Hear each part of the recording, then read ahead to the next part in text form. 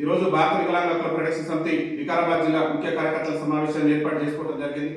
ముఖ్యంగా ఏదైతే కాంగ్రెస్ పార్టీ మరి ఆనాడు పిసిసి అధ్యక్షుల హోదాలో ఉన్నటువంటి రాష్ట్ర ముఖ్యమంత్రి రేవంత్ రెడ్డి గారు వికలాంగుల సమాజానికి ఏదైతే మా కాంగ్రెస్ పార్టీ అధికారంలోకి వస్తే వికలాంగుల పెన్షన్ 60,000 రూపాయలు చేస్తాం, రాష్ట్రంలో వికలాంగుల అట్రాసిటీ చట్టాన్ని అమలు చేస్తాం, రాష్ట్రంలో వికలాంగులకు ఆర్టీసీలో 100% రాయితీతో ఉచిత ప్రయాణ సౌకర్యం కల్పిస్తాం, రాష్ట్రంలో వికలాంగుల సంక్షేమ శాఖను ప్రత్యేక శాఖ చేసి వికలాంగుల సంక్షేమ శాఖకు ప్రత్యేకమైనటువంటి నిధులు కేటాయిస్తాం, రాష్ట్రంలో వికలాంగుల బ్యాక్లాగ్ ఉద్యోగాలను భర్తీ చేస్తామని చెప్పేసి అనేకమైనటువంటి హామీలు ఇచ్చినటువంటి రాష్ట్ర ముఖ్యమంత్రి రేవంత్ రెడ్డి గారు మరి ఆయన ముఖ్యమంత్రిగా బాధ్యతలు చేపట్టి దాదాపు 2 ఏళ్ళు పూర్తిగా వస్తుంది. తన 2 ఏళ్ల పరిపాలనలో వికలాంగుల సమాజానికి ఇచ్చినటువంటి ఏ ఒక్క హామీని కూడా నెరవేర్చకుండా మరి వికలాంగుల సమాజం పట్ల వివక్ష ప్రదర్శిస్తున్నటువంటి సందర్భంలో ఈ రోజు భారత వికలాంగుల హక్కుల ప్రొటెక్షన్ సమితి ఆధ్వర్యంలో రాష్ట్ర ముఖ్యమంత్రి రేవంత్ రెడ్డి గారు కాంగ్రెస్ పార్టీ ఎన్నికల మేనిఫెస్టోలో ఏదైతే వికలాంగుల సమాజానికి సంబంధించినటువంటి ఇచ్చినటువంటి హామీలు ఉన్నాయో అన్ని హామీలను కూడా నెరవేర్చాలని చెప్పేసి భారత వికలాంగుల హక్కుల ప్రొటెక్షన్ సమితి ఆధ్వర్యంలో ఈ రాష్ట్ర ముఖ్యమంత్రి గారికి రాష్ట్ర కాంగ్రెస్ ప్రభుత్వానికి కూడా మరి చెంపపెట్టులాగా ఉండే విధంగా కొడంగల్ కేంద్రంగా వికలాంగుల ఆవేదన దీక్ష నిర్వహించి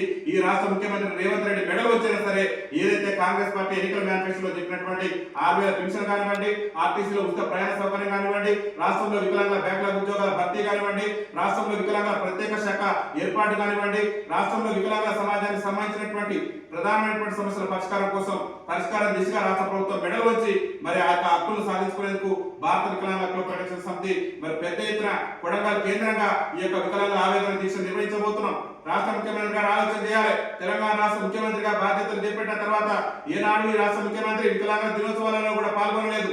ఇంకా దౌర్భాగ్యం ఏంటంటే తెలంగాణ రాష్ట్రంలో ఈ ఏడాది అసలు వికలాంగుల దినోత్సవమే నిర్వహించకుండా రాష్ట్ర ప్రభుత్వం వికలాంగుల సమాజం పట్ల వివక్ష ప్రదర్శించేటువంటి ప్రయత్నం చేసింది. రాష్ట్ర ముఖ్యమంత్రిగా రేవంత్ రెడ్డి గారు బాధ్యతలు చేపట్టిన తర్వాత అడుగడుగున వికలాంగుల సమాజం మీద వివక్ష ప్రదర్శించేటువంటి ప్రయత్నం చేస్తూ వచ్చాడు.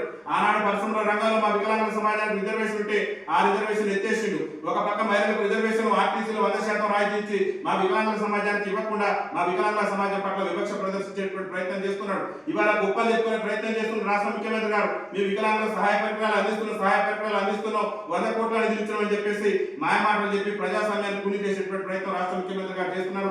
రాష్ట్ర ముఖ్యమంత్రి గారికి వికారాబాద్ జిల్లా వేదిక నుంచి మేము ఒకటే విజ్ఞప్తి చేస్తున్నాం. రాష్ట్రంలో అర్హులైనటువంటి వికలాంగులందరికీ కూడా పరికరాలు అందాల్సిందే.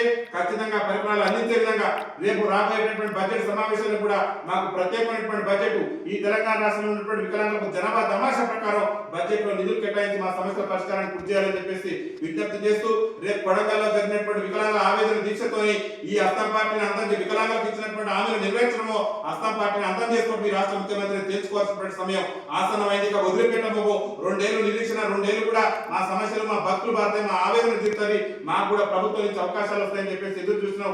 ఎక్కడ కూడా రేవంత్ రెడ్డి అడుగడుగున వివక్ష ప్రదర్శించే ప్రయత్నం చేస్తుంటే తప్పితే వికలాంగుల సంక్షేమానికి పాల్పడేటువంటి ప్రయత్నం చేయట్లేదు. వేలాది మంది మా వికలాంగుల విద్యార్థులు పీజీలు పిహెచ్డీలు చేసి ఈ రాష్ట్రంలో బ్యాక్లాగ్ ఉద్యోగాల భర్తీ కోసం ఎదురు చూస్తున్నారు.